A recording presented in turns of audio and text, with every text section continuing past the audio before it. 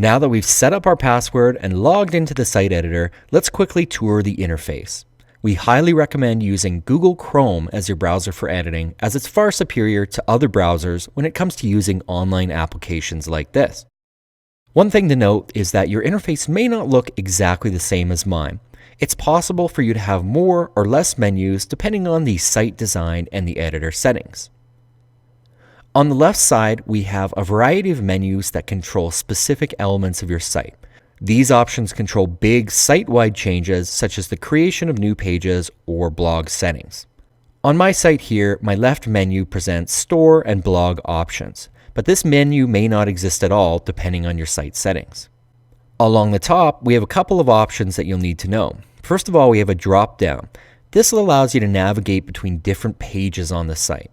So if I click the drop-down and I select the studio, it's going to bring us to the studio page on our website, and from there we can make edits. We can also select an individual device and edit that layout. So I can go to the studio page on my mobile device, and then from there I can make edits to the mobile layout. On the top right, we have a couple of important options. We have an info button that has some settings and some stats links within. We also have two forward and back arrows. These are the undo and redo options. So if you've made a change to your site that you don't like, you can simply undo it by clicking these buttons. Next up, we have a preview button. If we click that, this allows us to preview our site on a variety of different devices. You can see that the menu here changed, and we could click to preview on our desktop device, our tablet, our mobile and different variations of mobile devices such as iPhone or Android, or we can view our site on all screens at one time. To exit the preview mode, we just need to click back to editor. Another button on the top bar is the republish button. Basically what this is going to do is push any changes that you've made to your site live on the web.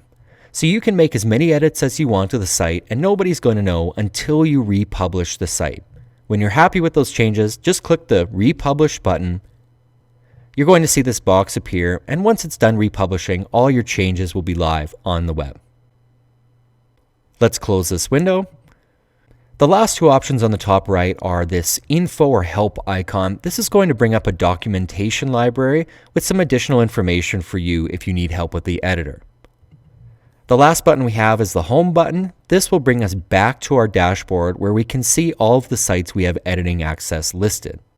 I currently only have access to one site, so it's the only one listed here. Let's jump back into the editor. And that's a quick look at our interface. In our next video, let's talk about how to edit specific elements on the site like text and images.